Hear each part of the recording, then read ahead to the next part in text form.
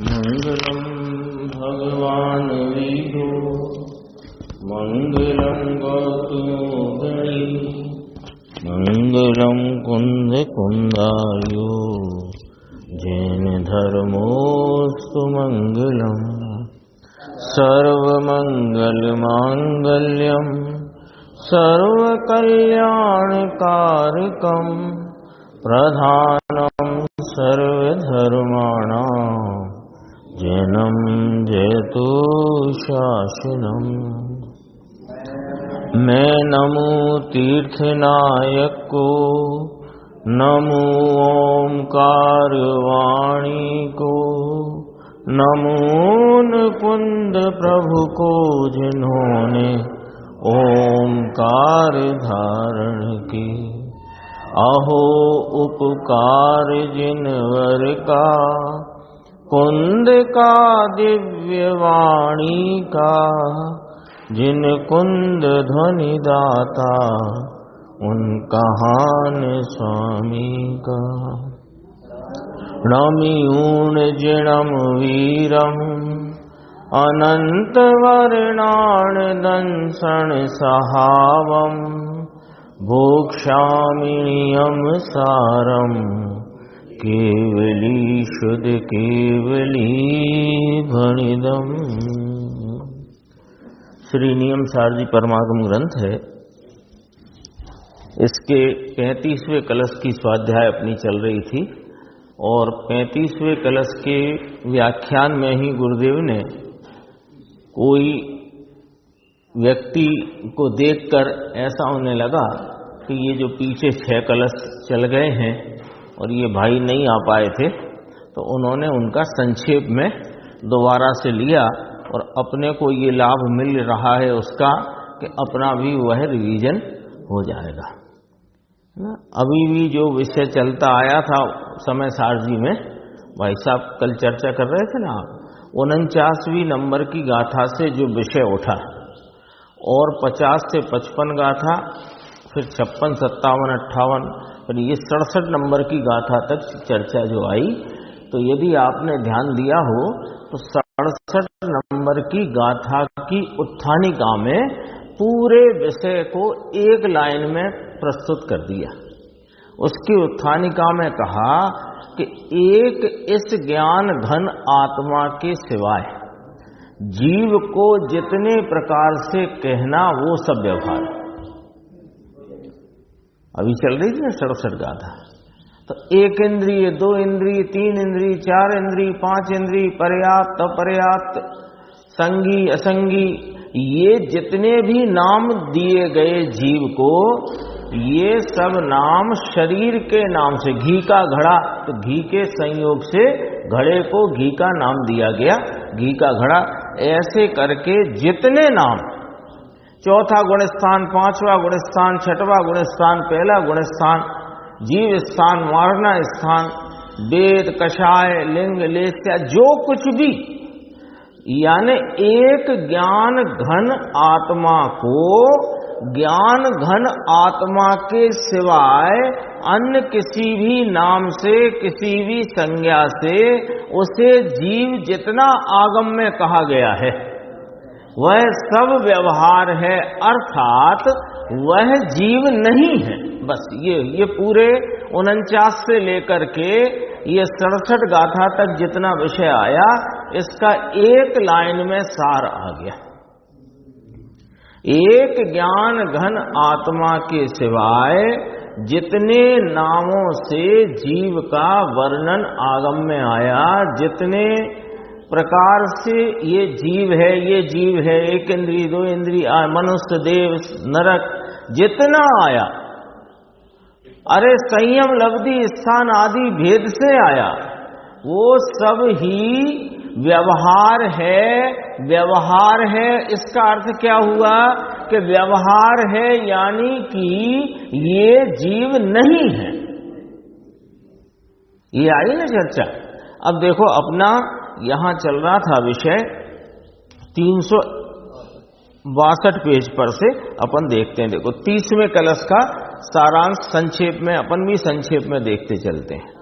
सकल मोह राग द्वेष वाला जो कोई पुरुष, यहां तो कहते हैं कि सकल मोह राग देश की पर्याय में होती है, तो भी जो कोई पुरुष परम गुरु के चरण कमल युगल की सेवा के प्रसाद से, कल अपन ने चर्चा की थी कि परम गुरु के चरण कमल युगल की सेवा का अर्थ, परम गुरु ने जो वस्तु का स्वरूप बताया, जो आत्मा का स्वरूप बताया, जो अनात्मा का स्वरूप बताया, उसको वैसा जानकर, तो वैसा जानकर क्या जानने में आ गया कि निर्विकल्प सहज समय सार को जानते हैं। और ऐसे जो निर्विकल्प सहज समय सार को जानते हैं, तो उसके लिए कहा कि वह पुरुष परम श्री रूपी सुंदरी, अगला पेज आ गया 363 है ना, वह पुरुष परम श्री रूपी सुंदरी यानी मुक्ति सुंदरी यानी मोक्ष अवस्था यानी आत्मा के अनंत गुणों की, सर्व गुणों की सर्व प्रकार पूर्णता के भाव को प्राप्त करते हैं। फिर 31वां कलश आया कि भाव कर्म के निरोध से द्रव्य कर्म का निरोध होता है और द्रव्य कर्म के निरोध से संसार का निरोध होता है। संसार का निरोध की क्या उपाय है अथवा क्या रीति पद्धति है, वह इस श्लोक में संक्षेप में कही कि भाव कर्म के यानी मोह राग द्वेष आदि भावों के निरोध से, रुकने से, द्रव्य कर्म जो उसके निमित्त से बनते हैं उनका निरोध होता है और उनके उदय से ये जो संसार अवस्था चलती है इसका निरोध होता है। पुण्य और पाप, दया, दान, व्रत, भक्ति आदि राग भाव कर्म है, उसकी अनुत्पत्ति होना, निरोध का अर्थ उसकी अनुत्पत्ति होना यानी उसकी उत्पत्ति न होना, इसका नाम निरोध। इस कारण से द्रव्य कर्म की भी उत्पत्ति नहीं होना, तो द्रव्य कर्म के निरोध से संसार का निरोध होता है, यानी वर्तमान विकारी पर्याय की उत्पत्ति नहीं होना, तो कर्म भी आता नहीं और द्रव्य स्वभाव के आश्रय से विकारी पर्याय उत्पन्न होती नहीं, तो कर्म भी आता नहीं। तो नक्की क्या हुआ? द्रव्य कर्म को मेटने का उपाय नक्की क्या हुआ? क्योंकि ये व्यवहार से कथन है कि जीव संसार में क्यों भटकता है, कि ये इसको कर्म भटकाते हैं अथवा ये जैसे कर्म बांधता है तदनुसार ये उन गतियों में परिभ्रमण करता है। तो कर्म को मेटो, फिर यही आएगा ना, इधर से जब बाहर से स्थूलता से कथन करेंगे तो कर्म को मेटो। तो कर्म आता क्यों है? कि वो उसका कारण जीव के परिणाम में मोह राग देश की उत्पत्ति। तो अब आई बात के मोह राग देश को मेटो। तो मोह राग देश कैसे मिटता है? कि मोह राग देश तो इस स्वभाव के आश्रय से मिटता है। तो अंततः क्या नक्की हुआ कि अपने द्रव्य स्वभाव का आश्रय लो तो यह संसार का मिटना होता है। और अपन ने जो पीछे पढ़ा था कि निज सहज निर्विकल्प समय सार को जानते अनुभवते हैं, वह पुरुष परम श्री रूपी मुक्ति सुंदरी को प्राप्त करते हैं। फिर अगला 32वां देखना इसी पेज पे, जो बोल्ड पढ़ के अपन आगे चलेंगे। जो जीव सम्यक ज्ञान भाव रहित विमुग्ध नाम मोही हैं, भ्रांत हैं, जो जीव सम्यक ज्ञान भाव रहित हैं, विमुग्ध मोही भ्रांत हैं, वे जीव क्या कर रहे हैं? कि वे जीव शुभ अशुभ अनेक विध कर्म को करता हुआ, अज्ञानी है ना, ये अज्ञानी पुण्य पाप के भाव का करता होता है। तो ये शुभ अशुभ अनेक विध कर्म को करता हुआ फिर नीचे आ गया, देखो, मोक्ष मार्ग को लेश मात्र भी वांछना नहीं जानता। लो, ये बात अपन ने तब भी देखी थी, ये गंभीर है। मोक्ष मार्ग को लेश मात्र प्राप्त नहीं करता, ये बात तो पकड़ में आती है। शुभ अशुभ अनेक विध कर्म को करता हुआ, संक्षेप में शास्त्र की भाषा में कहो तो भाव कर्म को करता हुआ, ये मोक्ष मार्ग को प्राप्त नहीं करता, ये बात तो ठीक, तो हाँ, तो वो तो ठीक है ही, पर ये मोक्ष मार्ग को लेश मात्र भी वांछना नहीं जानता, उसको इच्छना भी नहीं जानता, ये बात कही। इसका देखते हैं, देखो वर्णन। जो शुभ और अशुभ विकल्प, राग भाव और शुभ अशुभ उपयोग है, इसमें अज्ञानी की अस्तित्व बुद्धि है। अज्ञानी के अज्ञान का लक्षण क्या? मोटा, मूल, मोटा नहीं है तो सूक्ष्म, पर मूल लक्षण क्या? अज्ञानी के अज्ञान का मूल लक्षण क्या? कि ये जो परिणति में शुभ अशुभ विकल्प की उत्पत्ति, राग भाव, शुभ अशुभ उपयोग है, इसमें अज्ञानी ने आप रूपता, यानी यह मेरी सत्ता है, ऐसा मान रखा है। ये कहते हैं कि ये अज्ञानी की इस प्रकार अस्तित्व बुद्धि है। यहां जो अपना स्वयं अस्तित्व, जो महाप्रभु पड़ा हुआ है, जो अपना ज्ञान घन, विज्ञान घन, आनंद स्वरूप वस्तु मौजूद है, उसको तो, उसके तो ज्ञान से रहित है, उसके भान से रहित है, उसको नहीं जानता हुआ है। और जो शुभ अशुभ विकल्प परिणति में उत्पन्न हो रहे हैं, दया दान व्रत पूजा काम क्रोध विषय भोग वासना, ये मैं हूं, उसमें मेरा अस्तित्व है, ऐसा इसका अज्ञान है। तो महाचैतन्य प्रभु की सत्ता के ज्ञान से रहित है, इसलिए ये शुभ अशुभ परिणाम में रुका हुआ है, वहां रुका हुआ है, नाम अटका हुआ है। कहां? शुभ अशुभ परिणाम में। अज्ञानी इनका कर्ता होता है। अब देखो यहां क्या सिद्ध करते हैं कि अज्ञानी किसको कहा? कि जो परिणति में होते हुए शुभ अशुभ भाव हैं, विकल्प रूप भाव हैं, मलिन भाव हैं, विकारी भाव हैं, दुख रूप भाव हैं, दुख के कारण रूप भाव हैं, ये मैं हूं, ऐसा अपना अस्तित्व वहां मानता है, वहां मानता है।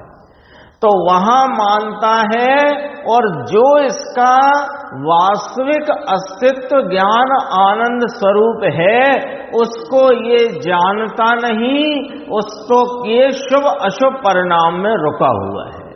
तो रुका होकर के इनका कर्ता होता है। तो इनका कर्ता होता हुआ, शुभ अशुभ भाव का कर्ता होता हुआ, लेश मात्र भी मोक्ष की वांछा की उसको खबर ही नहीं है। मोक्ष की वांछा की खबर नहीं है। ये मोक्ष क्या है इसे पता ही नहीं है, ये पकड़ना है इसमें।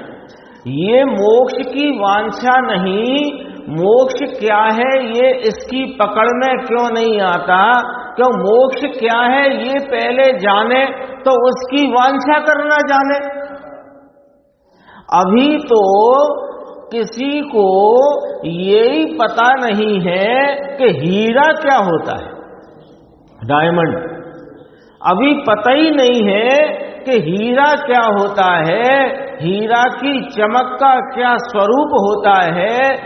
जब इसको ये ही पता नहीं है तो ये तो कांच को ही, तो कांच के टुकड़ों को ही लेता पहनता उपयोग करता हुआ है।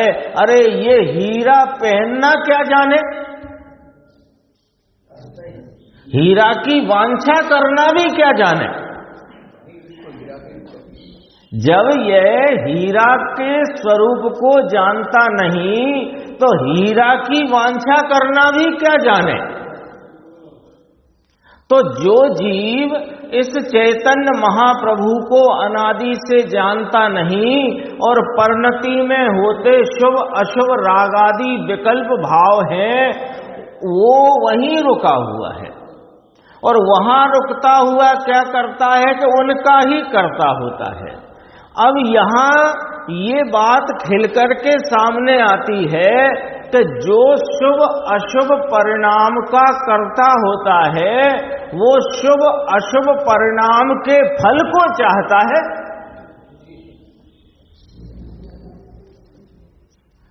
पॉइंट आया समझ में? शुभ अशुभ परिणाम का कर्ता होता हुआ ये शुभ अशुभ परिणाम का कर्ता क्यों होता है? क्योंकि ये उसके फल को चाहता है। और शुभ अशुभ परिणाम का फल क्या है कि इंद्रिय विषय के पदार्थ, भोगादिक की सामग्री। तो जो भोगादिक की सामग्री को वांछता है वो मोक्ष को वांछना क्या जानेगा, ये इसका अर्थ है। पहले भी चल गई ये चर्चा ही। अज्ञानी इसका कर्ता होता है, इसलिए लेश मात्र भी मोक्ष की वांछा की उसको खबर नहीं है, वांछना नहीं जानता। अरे जानता ही नहीं, पुण्य और पाप दया दान व्रत के विकल्प का कर्ता होता है। ये मोक्ष मार्ग को लेश मात्र भी वांछना नहीं जानता। अरे ये राग की क्रिया करता है। देखो गुरुदेव इसका मर्म खोलते हैं। ये राग की क्रिया करता है। ये क्या करता है, इसको राग में ऐसा एकत्व है कि अपने स्वरूप का जो भान है उस स्वरूप के भान से तो ये रहित है।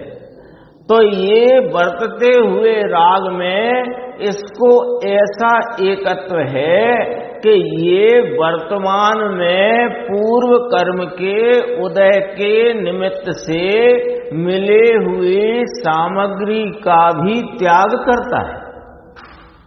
क्यों? उस शुभ कर्म के फल में, शुभ कर्म के लिए नहीं, वो शुभ कर्म के फल में मिलने वाले विषयादिक सामग्री के लिए वह इन शुभ भावों में वर्तन करता है। बोलो गलत कहा हो तो बोलो, ये वाले लॉजिक में कोई गलती हो तो कहो। अभी वर्तमान में जो सामग्री है उसको भोगता हुआ, फिर उसको भोगना छोड़ता हुआ इससे अधिक सामग्री मिले, इस प्रकार के लोभ में यह कषाय की मंदता और पुण्य परिणाम और शुभ परिणामों में लगता है। बोलो इसमें कोई इस लॉजिक में समझ में नहीं आने की बात हो तो बताओ। बोलो, अपन सब लोग बोलते हैं कि नहीं बोलते? भैया मंदिर जाया करो, पूजा करो, दया करो, दान करो, जीवों की रक्षा करो, तो क्या होएगा कि तो स्वर्गादिक गति मिलेगी, नहीं तो नरक त्रियंश में जाना पड़ेगा। बोलो ये इसका अर्थ क्या निकलता है? इसका अर्थ यही निकला ना कि भोगादिक सामग्री की चाहना है। निकला कि नहीं निकला अर्थ? सामान्य उपदेश में भी ऐसा, उपदेशक भी ऐसा कहते मिलते हैं कि भाई इस प्रकार के शुभ भावों में वर्तन करो, शुभ राग रूप प्रवर्तन करो तो तुम्हें देवादिक गति मिलेगी और नरक त्रेंच आदि से बचोगे, अथवा मनुष्यपना मिलेगा, सेठाई मिलेगी, राजाई मिलेगी। तो अब ये बताओ, जब ये तुम्हारा सारा का सारा सिस्टम ही इस डायरेक्शन में जा रहा है कि शुभ राग में प्रवर्तन करने से देवादिक गति मिलेगी, नरक त्रेंच आदि से बचोगे, तो ये मोक्ष मार्ग को वांछना कहां जानता है?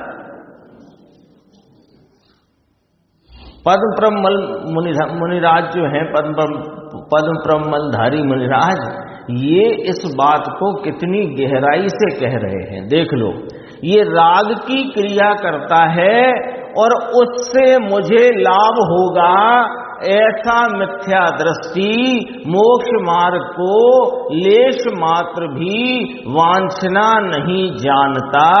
भारी काम भाई, समझ में आया है? द्रव्यलिंगी भी यद्यपि वह मोक्ष की चाहना में तो है, लेकिन मोक्ष की चाहना में उसको लगता है कि ये जो एक समय की अवस्था है ना, उस एक समय की अवस्था में ऐसी उसकी तन्मयता है और वह उसके फल को नहीं जानता क्या? शुभ राग के फल को नहीं जानता क्या? जानता है। वो तो उसके मिथ्यात्व की कोई ऐसी विपरीतता की महिमा है, उसके मिथ्यात्व का कोई ऐसा काम चल रहा है कि जाना चाहता है मोक्ष और काम करता है रागादि के और उसके फल को जानता है, तो मोक्ष मार्ग को वांछता नहीं है। वो नहीं जानता क्या मुनिव्रत धार अनंत वार ग्रेवे को उपजायो, वो भी जानता है, लेकिन वो एक समय की पर्याय की तन्मयता में द्रव्य स्वभाव के भान से रहित होने से वो स्वयं को छल रहा है, स्वयं को छलता है, छल रहा है। जानता तो है पर मानता नहीं है, तो मोक्ष मार्ग को वांछता नहीं है। हाँ, नीचे देखना, अभी 33वां श्लोक आया, जो समस्त कर्म जनित सुख समूह को परिहरते हैं। क्या कहते हैं कि क्या लंबा होगा, ये तो अपन उसकी होनहार प्रमाण बात करें, और वर्तमान में उसकी मान्यता की विपरीतता इतनी गहरी है। हाँ, दूसरा सम्यक्त प्राप्त कर ले, वो वाली बात भी इतनी तरफ से पकड़ना। किसी ने पूर्व में ज्ञानी की देशना धारण तो की, पर वह उसकी धारणा में रह गई और विस्मृत हो गई, और इसके उपदेश के निमित्त से पुनः स्मृति आ गई तो हो जाता है। बाकी इसके निमित्त से कभी किसी को सम्यक्त होए ऐसी बात तो है नहीं, क्योंकि ये स्वयं विपरीत मान्यता में पड़ा हुआ है।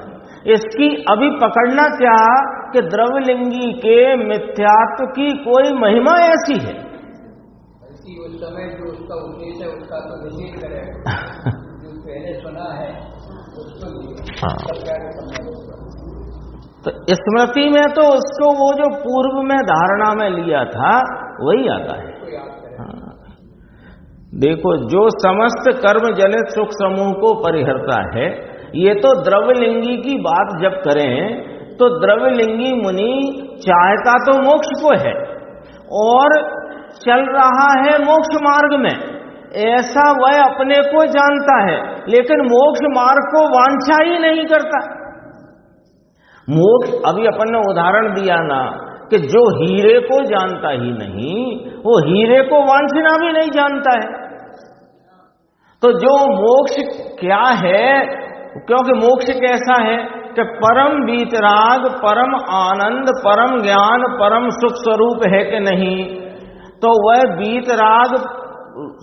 वीतरागता की परिपूर्ण प्रगटता रूपी मोक्ष का मार्ग भी वीतराग रूप है। और जो वीतराग रूप मोक्ष मार्ग है, और पूर्ण वीतरागता मोक्ष है, इस भाव को ही नहीं जानता, तो वह मोक्ष को वांछा क्या करेगा? तो वो मोक्ष मार्ग को वांछना भी नहीं जानता, भले नाम द्रव्यलिंगी है। 33वां श्लोक, जो समस्त कर्म जनित सुख समूह को परिहरता है। कर्म जनित सुख समूह कहा ना, कर्म जनित माने कर्म के उदय के निमित्त से मिली हुई लौकिक सुख की सामग्री, जिसको शुभ विकल्प में भी अच्छा लगता है उसको कर्म समूह के सुख में अच्छा लगता है कि ये ठीक है। ले ये बात तो देखो क्या निकली, वो जो अभी चलती थी वही बात आई ना दोबारा से, कि जिसको शुभ विकल्प में भी अच्छा लगता है उसको कर्म समूह के सुख में, कर्म समूह का सुख माने क्या कि ये इंद्रिय सुख सामग्री अथवा इंद्रिय सुख सामग्री में सुख की कल्पना का भाव, दुख है यो तो उसमें उसको कर्म समूह के सुख में अच्छा लगता है कि यह ठीक है। अरे आत्मा के आनंद समूह को यह आदरता नहीं है। समस्त कर्म जनित सुख समूह देखो शुभ भाव में सुख मानता है, ठीक मानता है, हित मानता है, उसका परिहरण करता है, उसको छोड़ता है।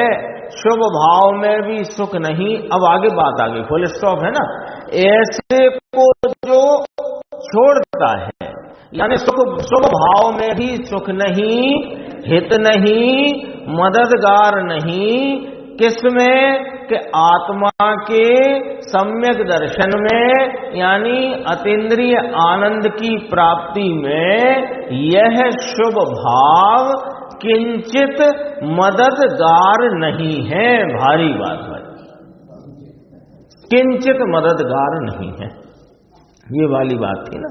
तो ये इसको पूरा मिला देते हैं फिर बीच का पढ़ते हैं, देखो नहीं तो वो अटपटा सा लग रहा है ना, वो पूरा नहीं है। इसलिए जो समस्त कर्म जनित यानी इंद्रिय सुख समूह को छोड़ता है, परिहरण करता है ना, तो अज्ञानी तो उसमें सुख मानता है। तो जो परिहरण करता है, त्यागता है, वह भव्य पुरुष, अगले पेज पे पढ़ रहे हैं बोल्ड अक्षर, वह भव्य पुरुष निष्कर्म सुख समूह रूपी अमृत सरोवर में मग्न होते, अमृत सरोवर में मग्न होते अद्वितीय निज भाव को प्राप्त करता है। अद्वितीय अजोड़ है, जिसकी ये उसके जैसा कोई दूसरा नहीं है। अब वापस आओ वहीं अपन थे, तो नीचे क्या कहा था, आत्मा के सम्यक दर्शन में यानी मोक्ष मार्ग की प्राप्ति में या कि अतीन्द्रिय आनंद की उत्पत्ति की प्राप्ति में यह शुभ भाव किंचित मददगार नहीं है। भारी बात है। तो मुमुक्षु ने कहा कि समय सार में तो हस्तावलंब कहा है, आया है ना, हस्ता व्यवहार को हस्तावलंब जानकर जनवाणी में इसका उपदेश तो बहुत दिया गया है, और पर इसका फल तो संसार है। पूरा कहो, फिर पूरी बात रखो। भावार्थकार ने कहा है ना वहां, अभी देखो गुरुदेव याद दिलाते हैं। उत्तर, निमित्त का ज्ञान कराया है और फल संसार बताया है। निमित्त का ज्ञान कराया। निमित्त का ज्ञान कैसे कराया है कि जो जीव अपने इस वीतराग विज्ञान घन आत्मा को जानकर, उसे पहचानकर, उसके आलम्बन के द्वारा उसका अनुभव और प्रतीति करता है और उसी की आराधना करता हुआ मोक्ष मार्ग में प्रवर्तन करता है, ऐसे जीव को अभी अपूर्णता के भाव में उसकी भूमिका के अनुसार उस प्रकार के शुभ राग आदि और उनके अनुरूप क्रिया आदि बरतते हैं। ये निमित्त का ज्ञान कराया। चौथे गुण स्थान में रहे हुए मोक्ष मार्गी को दान आदि का, धर्म प्रभावना का, पूजा आदि का परिणाम होता है, ऐसी प्रवृत्ति होती है। और आराधना बढ़ने से दो कषाय चौकड़ी का अभाव हुआ, श्रावक पने का भाव प्रकट हुआ, तो उसको व्रतादि के भाव, देश व्रतादि के भाव उत्पन्न होते हैं और ऐसी व्रतादिक में प्रवृत्ति होती है। ऐसे ही और स्वरूप की अवलंबन आश्रय बढ़ने से, स्थिरता बढ़ने से तीन कषाय चौकड़ी का अभाव होता है, तो वहां पर वस्त्रादि का भी त्याग होता है, अचेलकपना होता है और महाव्रत आदि के परिणाम होते हैं, वैसी प्रवृत्ति होती है। इस प्रकार मोक्ष मार्गी के स्वरूप आराधना से चलते हुए मोक्ष मार्ग में बढ़ते हुए बाह्य में क्या क्या प्रवृत्ति और किस जाति के विकल्प होते हैं, इनका ज्ञान कराया है, लेकिन इनका फल संसार बताया है। हस्तावलंबन कहा, लेकिन फल संसार बताया है। आता है जेठाबाई, कहाँ आता है? तो कहा समय सार 11वीं गाथा। ये हस्तावलंब का अर्थ क्या? कि राग की मंदता, वहां ऐसा होता है बस, जो अपन ने चर्चा करी ना, ऐसा होता है बस, इससे होता है, ये जिनवाणी में कहीं नहीं लिखा। और लिखा बता दो, कोई को लगता हो तो जिनवाणी में ये लिखा दिखा दो कि इस प्रकार के राग से आत्मा की आराधना होती है, अथवा मोक्ष मार्ग में अंश मात्र भी वृद्धि होती है। मोक्ष मार्ग में एक एक अंश वृद्धि इस मोक्ष स्वरूप आत्मा के आलम्बन और आराधना से होती है। उस आराधक के ये भाव राग की मंदता के होते हैं बस, लेकिन इनका फल तो बंधन है और संसार है। समय सार कलश टीका पुण्य पाप अधिकार के जो कलश आए हैं, उसमें एक कलश ऐसा आया कि चलो मिथ्या दृष्टि को तो ये बंध के कारण जानो, ये पूजा आदि, दया, दान, व्रत आदि के परिणाम मिथ्या दृष्टि को तो बंध के कारण जानो, पर सम्यक दृष्टि को तो ये मोक्ष के कारण होंगे। तो कहा ऐसा नहीं, अभी चला था ना अपना दोपहर को पुण्य पाप अधिकार, ऐसा नहीं है। फिर एक कलश में आया कि ये जो शुभ राग आदि भाव हैं, ये करने योग्य नहीं है, ये बात आपने कही, पर वर्जन करने के योग्य भी है क्या? वर्जन करने के योग्य नहीं है क्या? कि वर्जन करने योग्य है, वर्जन समझ गए, निषेध करने के योग्य है। ऐसा सब आचार्य परमात्मा ने बहुत स्पष्टपणे कह दिया। वही बात यहां ली, भले वो सम्यक दृष्टि के, सम्यक दृष्टि माने अविरति सम्यक दृष्टि के, अविरति श्रावक के, व्रती श्रावक के, मुनिराज के, जो कुछ भी ये शुभराग रूप परिणाम है, वे बंध रूप भाव है, उनका फल तो बंधन है, संसार है। कोई कहेगा कि तद्भव मोक्षगामी के तो अब संसार इस भव के बाद शेष नहीं है, तो उसकी परिणति में जो रागादि वर्त रहे हैं, तो वो उसका फल तो फिर मुक्ति आया ना। अरे उसका फल तुम इस भव के बाद का देख रहे, इस भव में तो संसार है कि नहीं? उसके अभी के अभी है कि नहीं? तो जरूरी थोड़ी है कि अगले भव में ही फल आता है। नहीं होना, पूर्ण सुख की प्राप्ति नहीं तब तक संसार है। आत्मा का धर्म इसके कारण से फले फूले प्रगटे, ऐसा नहीं, ऐसा है नहीं, अगम्य बात है भाई। चिदानंद भगवान निर्विकल्प सहजानंद की मूर्ति आत्मा है, उसमें ये राग, ये तो सुख समूह की कल्पना जो अज्ञानी की है उसको जो छोड़ता है। इसका अर्थ है कि इसका अर्थ क्या, कल्पना है उसको छोड़ता है कि इससे कुछ प्राप्त होगा। शुभ राग में ठीक है, सुख है, मदद मिलेगी, ऐसी दृष्टि छोड़ता। 3 पॉइंट लिए, 3 बिंदु लिए कि नहीं लिए, 3 बिंदु में सारा समा गया। शुभ राग में ठीक है, यानी इसमें कर्तव्य बुद्धि, करना चाहिए, ठीक है। दूसरी, इसमें सुख है, तो सुख है माने इंद्रिय सुख, यानी इसका फल, उसकी वांछा, और ये जो इससे मुझे मेरे मोक्ष मार्ग में मदद मिलेगी, ऐसी विपरीतता, ये जो ऐसी दृष्टि को छोड़ता है। ये क्या कहते हैं, बहुत ही गंभीर बात कहते हैं। पकड़ना हो तो पकड़ो और नहीं पकड़ना हो तो न पकड़ो, लेकिन बात एकदम खरी खरी आई है। क्या आई है कि शुभ राग में ठीक है, सुख है, मदद मिलेगी, ऐसी दृष्टि जो छोड़ते हैं, जो अपने ज्ञान में ऐसा निर्णय करके इसमें ठीकपने की, इसमें सुखपने की, इसमें मोक्ष मार्ग में मदद मिलने की दृष्टि छोड़ते हैं, बुद्धि छोड़ते हैं, वे भव्य पुरुष,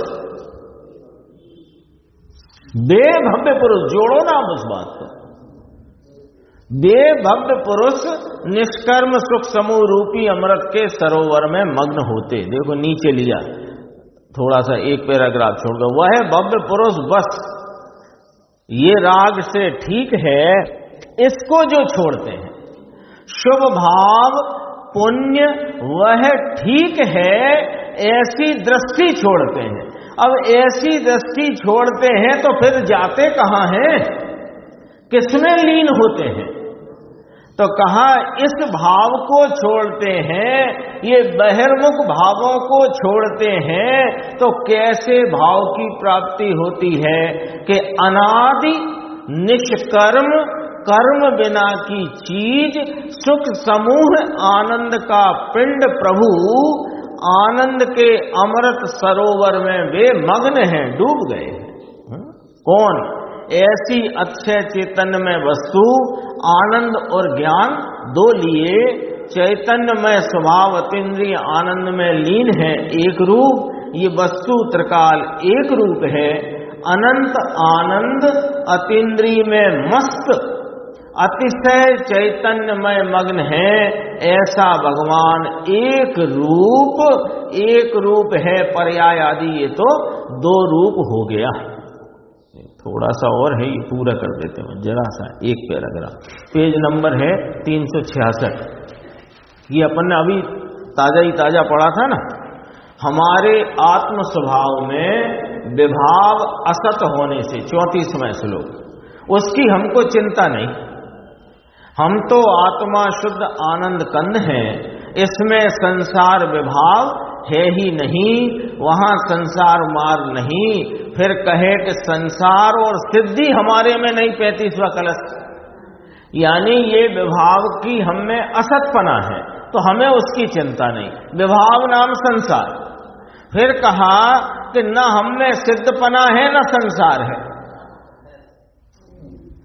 ये तो आगे के श्लोक में लिया, चैतन्य भगवान अभेद एक रूप सदृश त्रिकाली वस्तु, इसमें हमारे स्वभाव में त्रिकाली स्वभाव में, विभाव तो असत है, झूठा है, इसकी हमको चिंता नहीं, हमारे में है ही नहीं जो इसको निकालने की छोड़ने की चिंता क्या करें। हमारे में ये विभाव है ही नहीं, इसको छोड़ने की चिंता हमको कहाँ है। हमारा स्वभाव है, इसको हमने पकड़ लिया, तो इसको पकड़ लिया तो असत भाव उत्पन्न होता नहीं, छूट जाता है। अरे छोड़ना फोड़ना हमारे कुछ है नहीं, ऐसा कहते हैं। ऐसी चिंता ही नहीं। तो आगे एक बात और है, देखो 367 पे से ले लेना ऊपर का, आत्मा में पर्याय ही नहीं, तो ये चीज कहां से आई। कल चला था ना ये कलश 35वां, दो है ना, द्रव्य और पर्याय। पंडित जी, लेकिन मानस को ऐसा लगता है, लोगों को ऐसा लगता है कि सोनगढ़ की बात एकांत है, ये एक द्रव्य को लिए फिरते हैं, पर्याय में जो कुछ है उसे किसी भाव गिनते नहीं। पर्याय में दुख है, पर्याय में संसार है, पर्याय में से संसार मिट करके सिद्ध अवस्था होती है, इसको ये किसी भाव गिनते नहीं, एकांत तानते हैं। ये सोनगढ़ वालों की सब बात एकांत है, ऐसा लोगों को लगता है। कहते हैं, ऐसी पुकार करते हैं, बात सच्ची है इनकी, ये पुकारने वालों की, हैरान और चिल्लाने वालों की बात सच्ची है।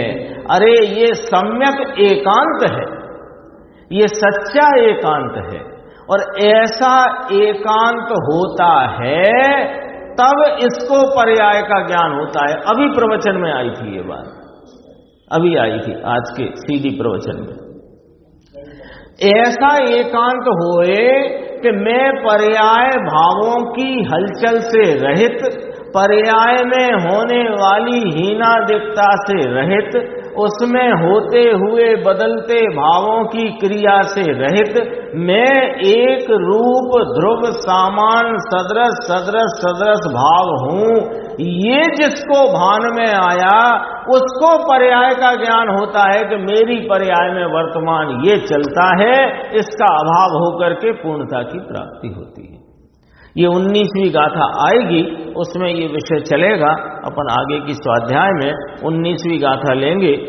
एक सबसे थोड़ा अनुरोध है कि विषय बहुत गंभीर है 19वीं गाथा का, तो यदि घर से पढ़ के आए वो टीका अकेली, तो भी बहुत लाभकारी होगा। और कल से सुबह सीडी का समय 8:30 से 9, और व्याख्यान अपना जो स्वाध्याय चलती है 9 से 9:45 तक का समय है। और दोपहर वाला समय भी परिवर्तन कल से किया गया है, 4 से 4:45 दोपहर का जो समय।